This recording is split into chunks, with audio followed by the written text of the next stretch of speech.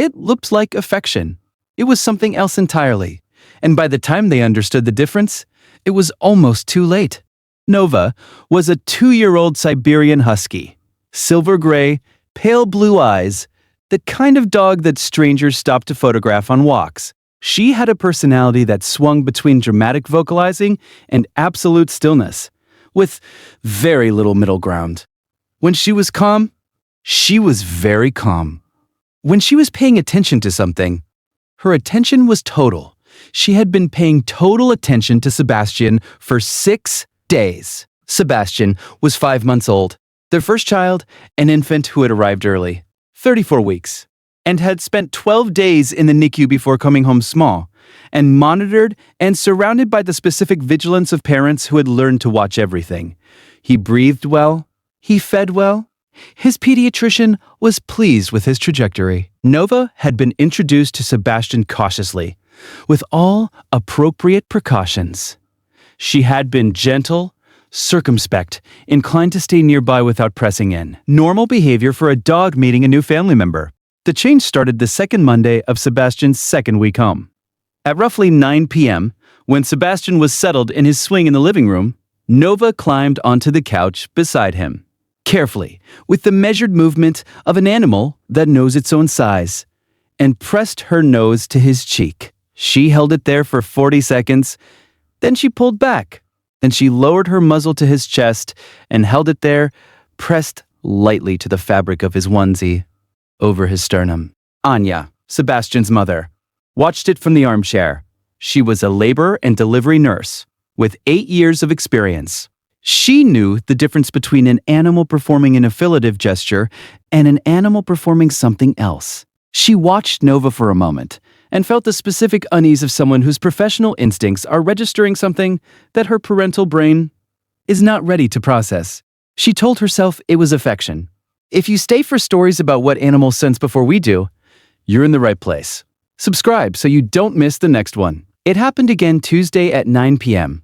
and Wednesday and Thursday, this time with more insistence, Nova's nose moving slowly across Sebastian's chest in a pattern. A specific search movement that Anya recognized abstractly as something she had seen in trained detection dogs. She pushed the thought aside. She was a new mother. She was sleep-deprived. She was applying clinical frameworks to a dog being gentle with the baby.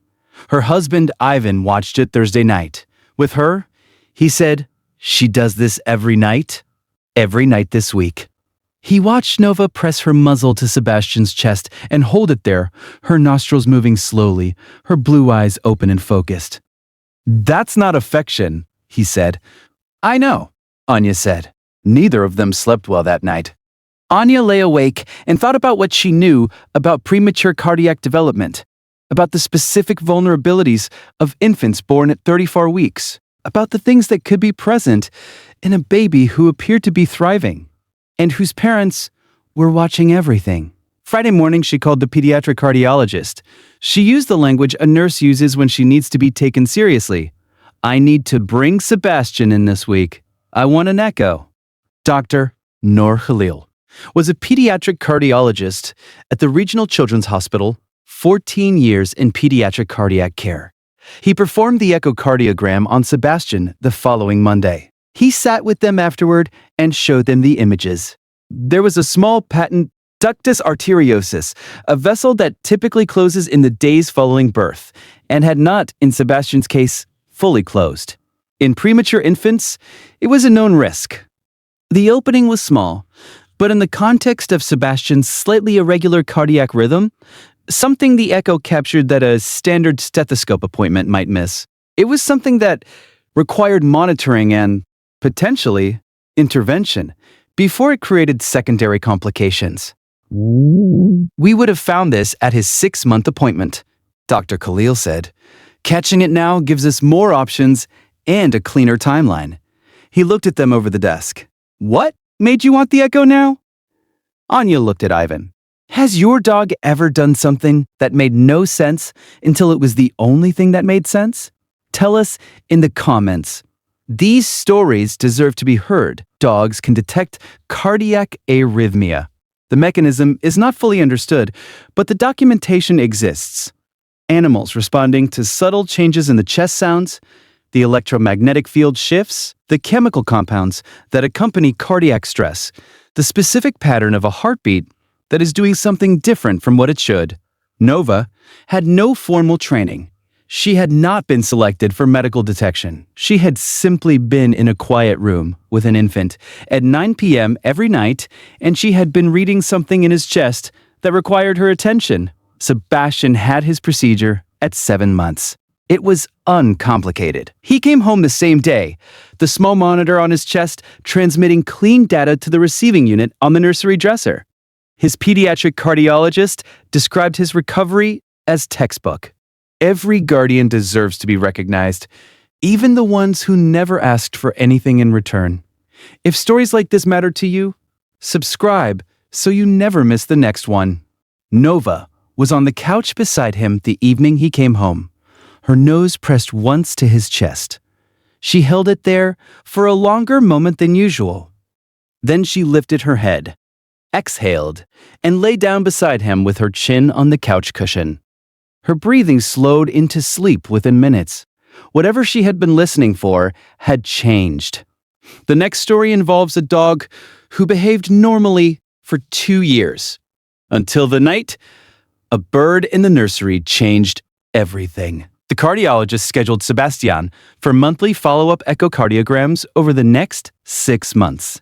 At each appointment, he was calm and methodical, reviewing the images with the specific language of someone who measures things in millimeters and fractions of millimeters. At the 4-month appointment, he told them the vessel was showing signs of functional closure. The rhythm, irregularity had resolved.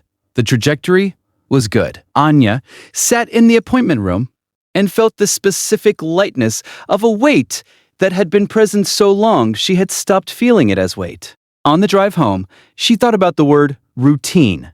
How the cardiac monitoring had become routine. How Nova, pressing her nose to Sebastian's chest at 9 p.m., had been routine, and then had not been, and then had been again. And the difference between those two states was the only reason the word routine still had meaning in their lives. She thought about the 12-year-old colleague at the hospital who had lost a patient they had not seen coming. She thought about the word subtle. How many things were subtle? How many things moved in the space between fine and not fine, in ways that human instruments, human attention, human schedules of monitoring could not consistently track? She thought about a dog in a quiet room at 9 p.m., with a 5-month-old premature infant, pressing her muzzle to his sternum and reading night after night. Because she had decided this was the thing worth paying attention to, she pulled into the driveway. Sebastian was asleep in the car seat. Nova was at the front window. She always was when they returned. Anya sat for a moment, looking at the white shape of the dog through the glass. She thought, she is going to do this forever. She is going to watch him every day for the rest of her life. And I am going to let her. She got out of the car and went inside.